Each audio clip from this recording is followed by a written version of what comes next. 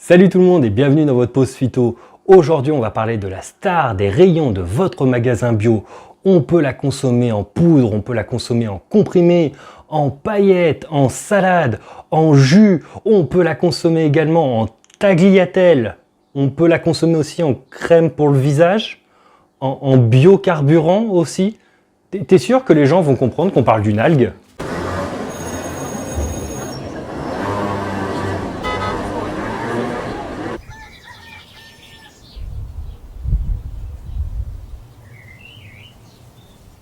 Alors, la culture de notre chère spiruline, donc les cyanobactéries qui vont nous permettre de consommer cette fameuse algue bleu-verte. Alors oui, on parle d'algues, mais à la base, ce sont des cyanobactéries, donc un ensemble de bactéries, en spirale d'ailleurs, d'où le nom spiruline, qui nous permettent de consommer ce super aliment. Pour les avoir, ces bactéries, on va utiliser des bassins. Dans ces bassins, on va faire attention à avoir de l'eau douce, mais également salée. Donc on a un mix des deux. On va faire attention à que la température soit pas trop forte, idéalement 30 degrés. On va faire attention à qu'il y ait un mouvement dans ce bassin de manière à pouvoir oxygéner la spiruline. On va faire, grâce à ce mouvement, également faire attention à ce que les bactéries qui sont en dessous puissent monter au-dessus et celles qui sont au-dessus puissent descendre. Donc ça crée un mouvement. On va vraiment faire attention à tout ça de manière à ce que votre super aliment le soit vraiment.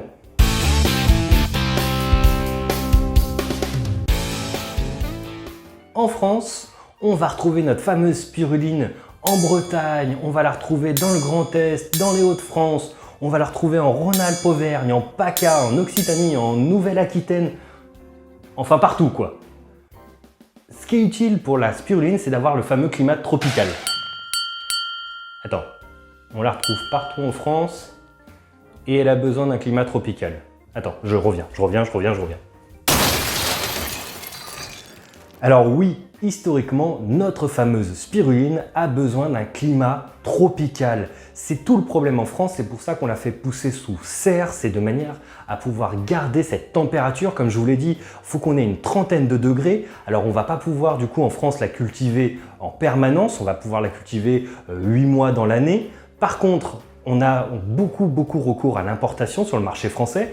On va aller chercher de la spiruline qui vient d'Inde, on va aller chercher de la spiruline qui vient de Chine, ça c'est les deux plus gros pays exportateurs. On a également de la spiruline au Maroc, on a de la spiruline au Tchad. On va également avoir surtout une marque qui va faire de la spiruline au niveau des Andes, sachant que la première ferme algocole vient du Mexique et ça c'est grâce à un ingénieur français dans les années 70. Effectivement, la première exploitation industrielle de spiruline alimentaire voit le jour au Mexique dans les années 70. Ce projet est initié par l'ingénieur français Hubert Durand Chastel. Tandis que la première ferme commerciale de spiruline en France, elle, n'est lancée qu'en 1998. La production mondiale de spiruline est de 5000 tonnes par an. Le champion va être l'Inde, suivi de la Chine. Nous, en France, on en consomme 400 tonnes en moyenne et 80% de notre consommation provient justement de l'importation. D'où l'importance, et on vous le dit à chaque fois, de prendre votre spiruline en bio. Ainsi, vous vous éviterez toute la partie pesticides et toute la partie métaux lourds, comme on vous l'avait expliqué pour les tisanes.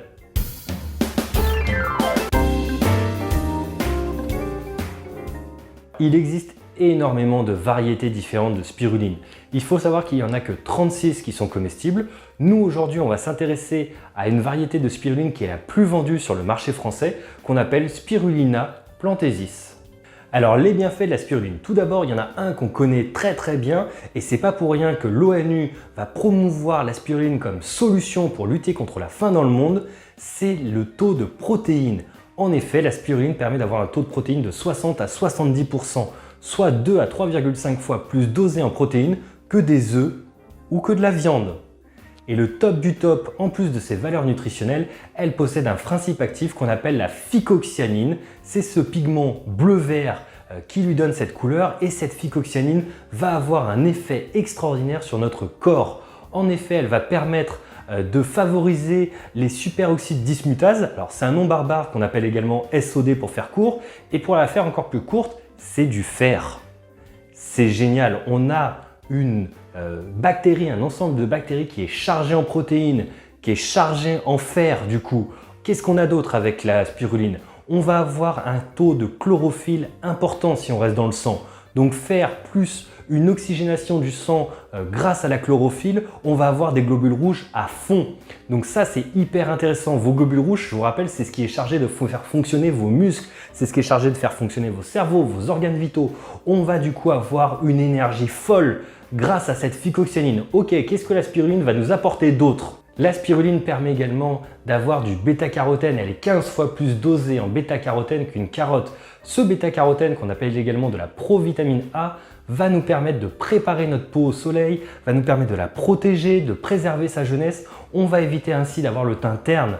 Donc effectivement, les trois principes majeurs de la phycoxyanine et de la spiruline, c'est 1. Dosage en protéines, 2. Dosage en fer, 3. Dosage en bêta-carotène. Mais on n'en a pas fini. La spiruline est également énormément dosée en vitamine E, vitamine B, que ce soit B1, B2, B6, B8, elle est dosée en vitamine K. Pareil, on a des oligo-éléments là-dedans, du zinc, du magnésium, du phosphore, du calcium. C'est la reine des super aliments grâce à tous ses pouvoirs nutritifs.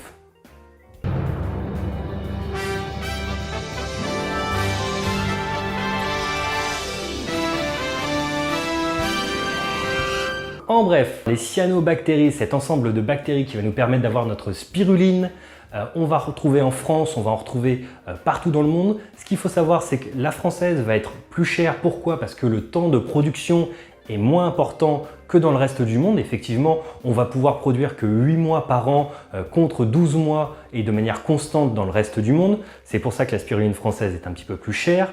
Je vous invite à prendre votre spiruline en bio. Vous éviterez toute la partie pesticides, toute la partie métaux lourds. Le label AB est un gage de qualité.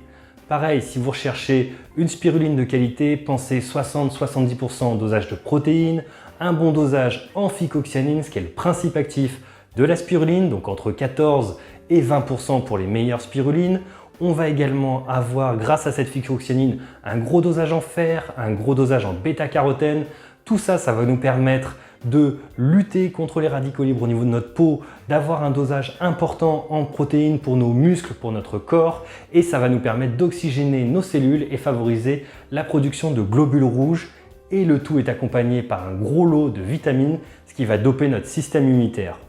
Merci à tous de nous avoir suivis pour cette pause phyto. Je vous dis à très bientôt pour votre prochaine vidéo. N'hésitez pas à nous suivre sur les réseaux sociaux, que ce soit Facebook, que ce soit Twitter, que ce soit Instagram. Pensez à nous en nous mettant un petit pouce bleu, à nous mettre un commentaire sur ce que vous pensez de ce format-là. Moi, je vous dis à très bientôt encore une fois. Prenez soin de vous et on se retrouve pour votre prochaine pause phyto.